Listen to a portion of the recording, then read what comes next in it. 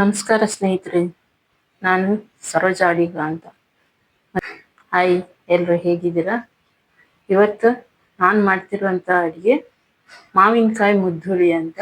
ಇದು south India ಕಡೆ ತುಂಬ ಫೇಮಸ್ಸು. ಹಾಗೆ ಇದನ್ನು ಬೇರೆ ಬೇರೆ ಕಡೆಯಲ್ಲಿ ಬೇರೆ ಬೇರೆ ರೀತಿಯಲ್ಲಿ ಬೇರೆ ಬೇರೆ ಹೆಸರಿಂದ ಕರೀತಾರೆ. ಮೆಣಸ್ಕಾಯಿ ಅಂತಾರೆ, ನಿಮ್ಗೆ ಈಗ ಅರ್ಥ ಆಗಿರ್ಬೋದು. ಮೆಣಸ್ಕಾಯಿ ಇನ್ನು ಬೇರೆ ಬೇರೆ ಥರದ್ರಲ್ಲಿ ಹೇಳ್ತಾರೆ. ಇದನ್ನ ಮಾವಿನಕಾಯಿಯಲ್ಲೇ ಅಲ್ಲದೆ ಹಮಟೆಕಾಯಿಯಿಂದ ಮಾಡ್ತಾರೆ, ಅನಾನಸ್ ಹಣ್ಣಿಂದ ಮಾಡ್ತಾರೆ, ಆಮೇಲೆ ಹಾಗಲಕಾಯಿಯಿಂದ ಮಾಡ್ತಾರೆ. ಹೀಗೆ ಬೇರೆ ಬೇರೆ ಇದರಿಂದನೂ ಮಾಡ್ತಾರೆ, ತರಕಾರಿಯಿಂದ ಮಾಡ್ತಾರೆ. ಹಾಗೆ ಇವತ್ತು ನಾನು ಮಾವಿನಕಾಯಿ ಸೀಸನ್ ಅಲ್ಲ, ಅದಕ್ಕೆ ಮಾವಿನಕಾಯಿಯಿಂದ ಮಾಡೋಣ ಅಂತ, ಮಾವಿನಕಾಯಿ ಮುದ್ದೋಳಿ ಮಾಡೋಣ ಅಂತ ತೋರ್ಸಕ್ಕೆ ಬಂದಿದ್ದೀನಿ. ಹಾಗೆ ಇವತ್ತು ಇದನ್ನ ಮಾಡೋದು ಹೇಗೆ ಅಂತ ನೋಡ್ಕೊಂಬರೋಣ ಬನ್ನಿ. ಇದಕ್ಕೆ ಬೇಕಾಗಿರೋದು ಮೊದಲನೇದಾಗಿ ಮಾವಿನಕಾಯಿನ ಈ ಥರವಾಗಿ ಹೆಚ್ಚಿಟ್ಕೊಂಡಿದ್ದೀನಿ. ಸಿಪ್ಪೆಯಿಂದ ಬೇಕಾದರೂ ಇಟ್ಕೋಬೋದು, ಇಲ್ಲಾಂದ್ರೆ ಸಿಪ್ಪೆ ತೆಕ್ಕೊಂಡಾದ್ರೂ ಹಾಕೋಬೋದು. ಈಗ ವಿಡಿಯೋನ ಶುರು ಮಾಡೋಣ.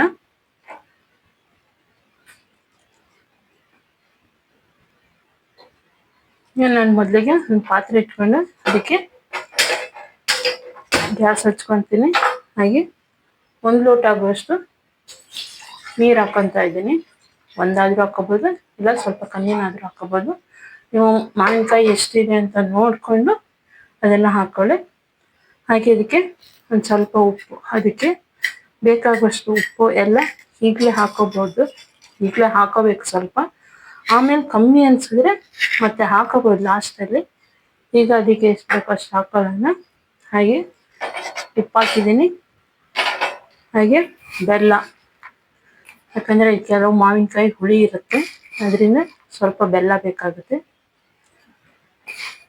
ಒಂದು 2 ರಿಂದ 3 ಸ್ಪೂನ್ ಬೆಲ್ಲ ಹಾಕಿದ್ದೀನಿ.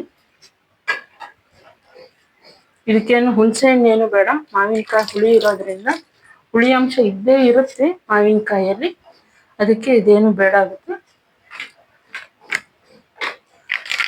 ಹಾಗೆ ಒಂದು ಚಿಟಿಕೆ ಆಗುವಷ್ಟು ಅರಿಶಿನ. ಇದಿಷ್ಟು ಚೆನ್ನಾಗಿ ಕುದಿಬೇಕು.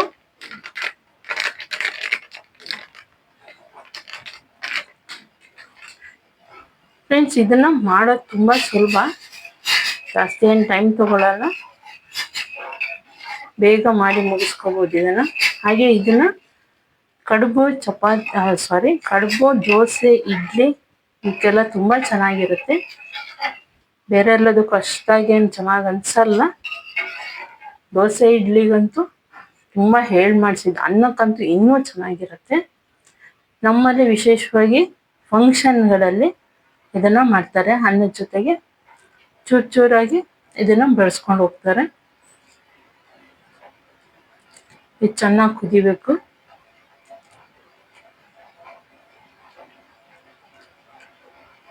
ಇದರಲ್ಲೇನೆ ಈಗ ಮಾವಿನಕಾಯಿನ ಬೇಯಿಸ್ಕೊಳ್ಳೋದು. ಯಾಕಂದ್ರೆ ಮಾವಿನಕಾಯಿ ಹುಳಿ ಏನಾದ್ರು ಇದ್ರೆ ಅದರಲ್ಲಿ ಈ ಬೆಲ್ಲ ಎಲ್ಲ ಹಾಕಿರ್ತೀವಲ್ಲ, ಅದು ಸ್ವಲ್ಪ ಸಿಹಿ ಅಂಶ ಎಲ್ಲ ಮಾವಿನಕಾಯಿ ಹಿಡ್ಕೊಳತ್ತೆ ಅಂತ ಅಷ್ಟೇನೆ, ಇನ್ನೇನಿಲ್ಲ.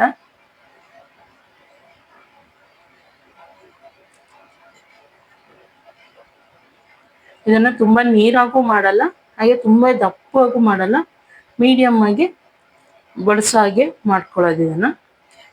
ಇದು ಕುದಿ ಬರ್ತಾ ಇದೆ ನೀರು, ಅದಕ್ಕೆ ಈಗ ನೀವು ಕಟ್ ಮಾಡಿ ಇಟ್ಕೊಂಡಿರೋಂಥ ಮಾವಿನಕಾಯಿ ಹೋಳನ್ನ ಹಾಕೊತೀನಿ. ಇದಕ್ಕೆ ಬೇಕಿದ್ರೆ ಅದರದ್ದು ಏನಂತೀರಿ ಅದನ್ನ, ನಾವು ಇಲ್ಲಿ ಗೋಲ್ಟು ಅಂತೀವಿ, ನೀವು ಅದನ್ನ ವಾಟೆ ಅಂತನಾದ್ರೂ ಅಂತೀರಾ, ಏನಂತೀರಾ ಅದನ್ನ ನಾವು ಹಾಕೋಬಹುದು ಬೇಕಿದ್ರೆ. ತಿನ್ನಕ್ಕೆ ಚೆನ್ನಾಗಿರುತ್ತೆ, ಅದಕ್ಕೂ ಉಪ್ಪು ಹುಳಿ ಖಾರ ಎಲ್ಲ ಹಿಡಿದು ಚೆನ್ನಾಗಿರುತ್ತೆ ತಿನ್ನಕ್ಕೆ.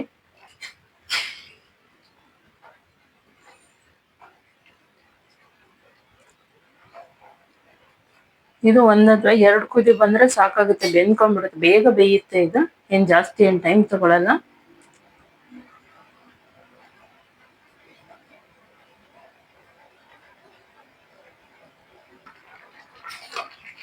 ಈಗ ಮಾವಿನಕಾಯಿ ಎಲ್ಲ ಬೆಂದಿದೆ, ಸಿಪ್ಪೆದೆಲ್ಲ ಕಲರ್ ಚೇಂಜ್ ಆಗಿದೆ, ಹಾಗಾಗಿ ಮಾವಿನಕಾಯಿ ಬೆಂದಿದೆ. ಇದನ್ನ ಸೈಡಿಗೆ ಎತ್ತಿಟ್ಕೊಳ್ಳೋಣ. ಮುಚ್ಚಿಟ್ರೆ ಇನ್ನು ಬೇಯೋದಿದ್ರೆ ಸರಿಯಾಗಿ ಬೆಂದ್ಕೊಳ್ಳುತ್ತೆ.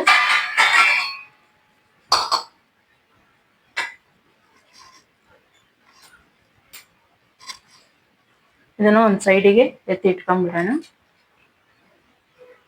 ಹಾಗೆ ನಾನು ಬಾಣಲೆ ಇಟ್ಕೊಂತ ಇದ್ದೀನಿ, ಹುರ್ಕೋಬೇಕು.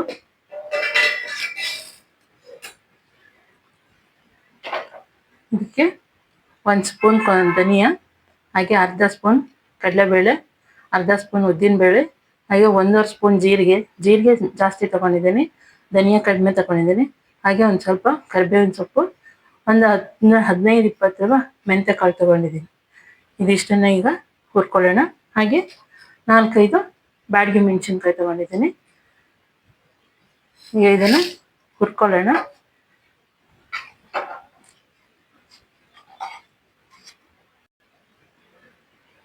ಈಗ ಮೆಣಸಿನ್ಕಾಯಿ ಹಾಕ್ಕೊಂಡಿದ್ದೀನಿ, ಅದಕ್ಕೆ 1 ಸ್ಪೂನು ಎಣ್ಣೆ ಹಾಕ್ಕೊಂಡು ಹುರ್ಕೊಳ್ಳೋಣ.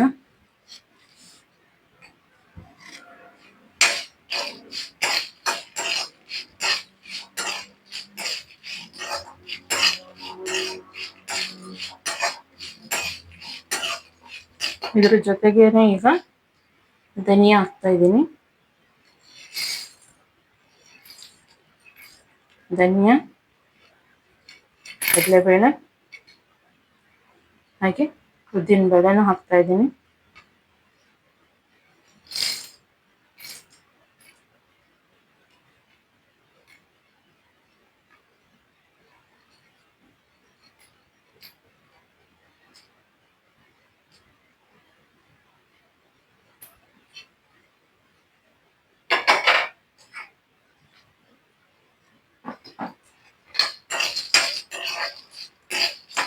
ಇದನ್ನು ಸ್ವಲ್ಪ ಕಲರ್ ಚೇಂಜ್ ಆಗೋಷ್ಟು ಹುರ್ಕೋಬೇಕು.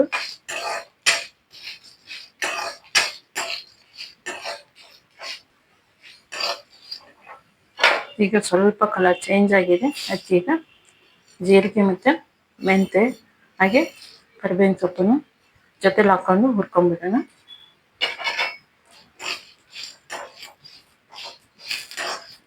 ಜೀರಿಗೆ ಫಸ್ಟ್ ಹಾಕಿದ್ರೆ ಸೀದೋಗುತ್ತೆ, ಅದಕ್ಕೆ ಲಾಸ್ಟಲ್ಲಿ ಜೀರಿಗೆ ಮತ್ತು ಮೆಂತೆ ಹಾಕ್ಕೋಬೇಕು.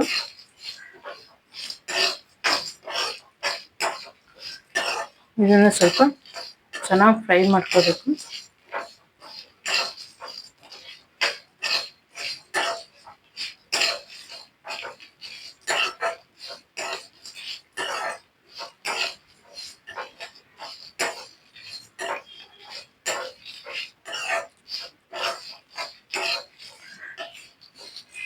ಕೆಲವರು ಇದನ್ನ ತುಂಬಾ ಸಿಹಿಯಾಗೂ ಮಾಡ್ತಾರೆ, ಕೆಲವರು ಇದನ್ನ ಖಾರ ಸಿಹಿ ಎರಡೂ ಸಮ್ಮಿಶ್ರಣವಾಗಿರೋ ಹಾಗೆ ಮಾಡ್ತಾರೆ. ಇನ್ನು ಕೆಲವರು ಸಿಹಿ ಕಮ್ಮಿ ಮಾಡಿ ಖಾರ ಜಾಸ್ತಿ ಮಾಡ್ತಾರೆ. ಇದು ಅವರವರ ಊರಿಗೆ ಅನುಸಾರವಾಗಿ, ಅವರವರ ಟೇಸ್ಟಿಗೆ ಅನುಸಾರವಾಗಿ ಮಾಡ್ತಾರೆ. ನಾನಿಲ್ಲಿ ಹುಳಿ, ಉಪ್ಪು, ಖಾರ ಮತ್ತೆ ಸಿಹಿ ಇದಿಷ್ಟು ಚೆನ್ನಾಗಿರೋ ಸರಿಯಾಗಿರೋ ಹಾಗೆ ಮಾಡ್ತಾ ಇದ್ದೀನಿ.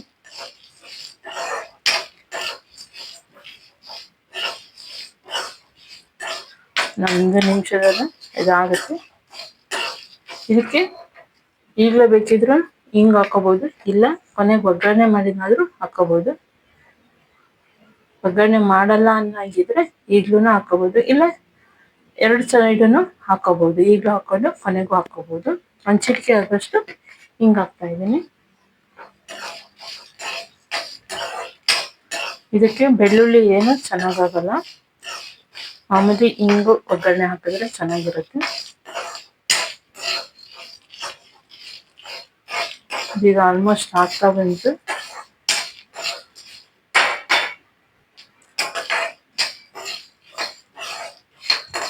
ಈಗ ಇದಕ್ಕೊಂದು ಸ್ವಲ್ಪ ಕಾಯಿ ತುರಿ ಹಾಕೊಳ್ಳೋಣ. ಕಡಲೆಬೇಳೆ, ಉದ್ದಿನಬೇಳೆ ಎಲ್ಲ ಹಾಕಿದ್ರಿಂದ ಕಾಯಿ ತುರಿ ಒಂದು ಸ್ವಲ್ಪ ಆಗೋಷ್ಟು ಹಾಕಿದ್ರೆ ಸಾಕು.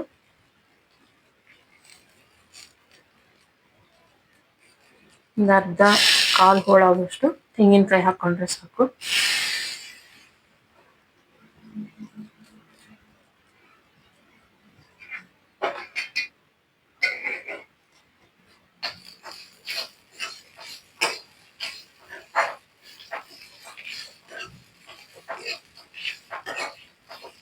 ಒಂದು ನಿಮಿಷ ಇದರಲ್ಲಿ ಚೆನ್ನಾಗಿ ಒಂಚೂರು ಬಾಡಿಸ್ಕೊಂಡ್ಬಿಡೋಣ ಕಾಯಿನ.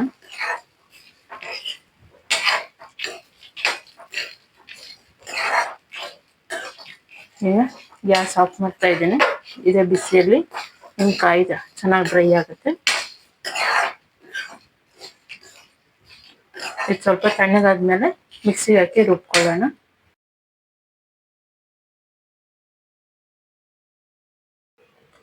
ಈಗ ಇದು ತಣ್ಣಗಾಗಿದೆ. ಇದನ್ನೀಗ ಮಿಕ್ಸಿಗೆ ಹಾಕೊಂಡ್ಬರ್ತೀನಿ. ನೈಸಾಗಿ ರುಬ್ಕೋಬೇಕು, ತರಿಯಾಗಿ ರುಬ್ಬಾರ್ದು, ನೈಸಾಗಿ ರುಬ್ಕೊಂಡ್ಬರ್ತೀನಿ. ಮಾವಿನಕಾಯ್ದು ಚೆನ್ನಾಗಿ ಬೆಂದು ಇದಾಗಿದೆ. ಈಗ ಇದಕ್ಕೆ ರುಬ್ಕೊಂಡಿರೋದನ್ನ ಹಾಕೊಳ್ಳೋಣ. ಇದನ್ನು ನೀರು ಹೆಚ್ಚಾಗುತ್ತೆ ಅಂತಂದರೆ ಸ್ವಲ್ಪ ತೆಗೆದಿಟ್ಕೊಂಡು ಆಮೇಲೆ ಬೇಕಿದ್ರೆ ಯೂಸ್ ಮಾಡ್ಕೋಬೋದು. ಇದ್ರ ಜೊತೆಗೆ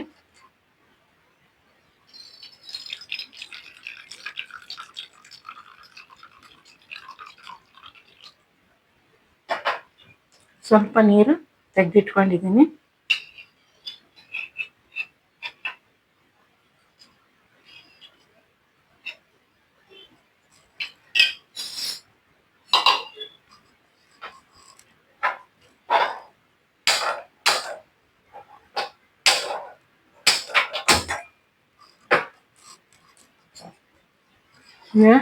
ರುಬ್ಬಿದ್ದನ್ನ ಇದಕ್ಕೆ ಹಾಕೊತಾ ಇದ್ದೀನಿ.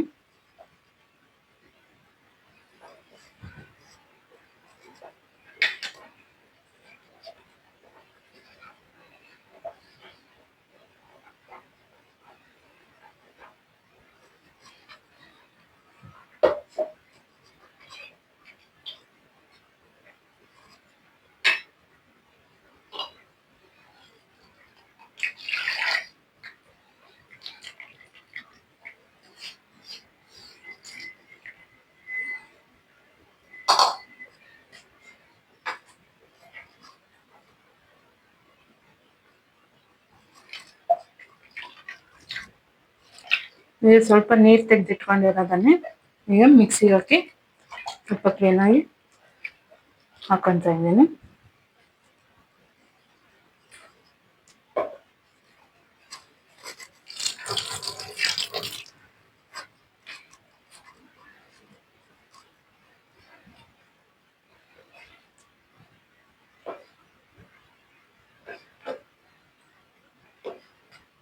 ಇನ್ನು ಚೆನ್ನಾಗಿ ಮಿಕ್ಸ್ ಮಾಡ್ಕೋಬೇಕು.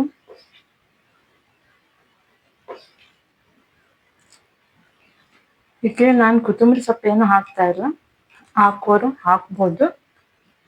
ನಾನು ಯಾಕೆ ಹಾಕ್ತಾಯಿಲ್ಲ ಅಂದರೆ ಇದ್ರ ಸ್ಮೆಲ್ಲು ಹೊರಟೋಗುತ್ತೆ. ಮಾವಿನಕಾಯಿ ಸ್ಮೆಲ್ ಆಗಿರ್ಬೋದು, ಆ ಜೀರಿಗೆ ಸ್ಮೆಲ್ ಆಗಿರ್ಬೋದು, ಅದೆಲ್ಲ ಹೊರಟೋಗುತ್ತೆ. ಕೊತ್ತಂಬರಿ ಸೊಪ್ಪಿಂದ ಸ್ಮೆಲ್ಲೇ ಜಾಸ್ತಿ ಆಗುತ್ತೆ. ಯಾಕಂದರೆ ನಾವು ಕೊತ್ತಂಬರಿ ಕಾಳು ಹಾಕಿರೋದ್ರಿಂದ ಇದಕ್ಕೆ ಕೊತ್ತಂಬರಿ ಸೊಪ್ಪು ಬೇಡ ಆಗುತ್ತೆ. ಇದು ಇನ್ನೂ ಒಂಚೂರು ದಪ್ಪ ಬರುತ್ತೆ. ಬೇಯಿಸಿರೋರು ಇಷ್ಟು ದಪ್ಪ ಬೇಡ ಅನ್ನೋರು ಒಂಚೂರು ನೀರು ಮಾಡ್ಕೋಬೋದು. ನಾನು ಸ್ವಲ್ಪನೇ ನೀರು ಹಾಕ್ಕೊಂತೀನಿ.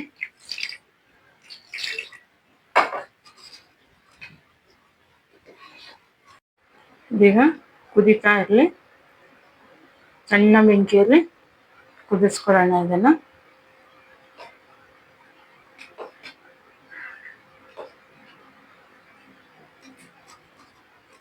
ಪಕ್ಕದಲ್ಲೊಂದು ಒಗ್ಗರಣೆ ಮಾಡ್ಕೊತೀನಿ. ಬೇಕಿದ್ದವ್ರು ಮಾಡ್ಕೋಬೋದು, ಇಲ್ಲ ಅಂದರೆ ಆಪ್ಷನಲ್ಲು. ನಾನು ಒಂಚೂರು ಒಗ್ಗರಣೆ ಹಾಕ್ಕೊತೀನಿ.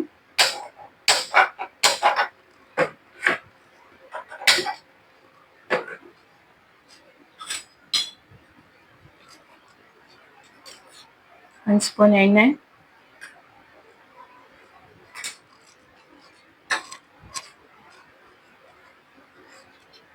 ಹೀಗೆ ಎಣ್ಣೆ ಕಾದ್ಮೇಲೆ ಸಾಸಿವೆ ಉದ್ದಿನಬೇಳೆ ಹಾಕೋಬೇಕು. ಸಿಂಪಲ್ ಒಗ್ಗರಣೆ.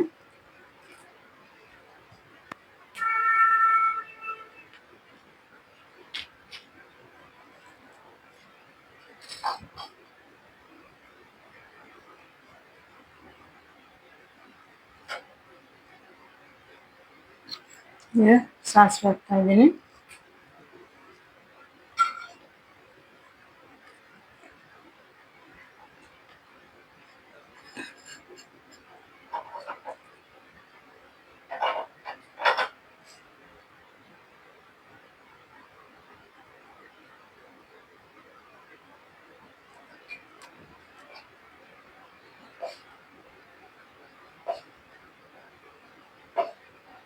ಇದನ್ನ ಸಣ್ಣ ಉರಿಯಲ್ಲಿ ಕುದಿಸ್ಬೇಕು.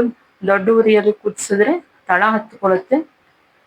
ಮಾವಿನ ಹಣ್ಣು ಆದ್ರಿಂದ ತಳ ಹತ್ಕೊಳ್ಳುತ್ತೆ. ಅದೇ ಸಣ್ಣ ಉರಿಯಲ್ಲಿ ಕುದಿಸ್ಕೊಂಡು ಮುಗಿಸ್ತಾ ಇರಬೇಕು. ಒಗ್ಗರಣೆ ಎಲ್ಲ ಹಾಕಿ ಆಗಿದೆ. ಈಗ ಚೆನ್ನಾಗಿ ಕುದಿನೂ ಬಂತು. ಈಗ ಇದನ್ನ ಆಫ್ ಮಾಡ್ಕೋಬೇಕು.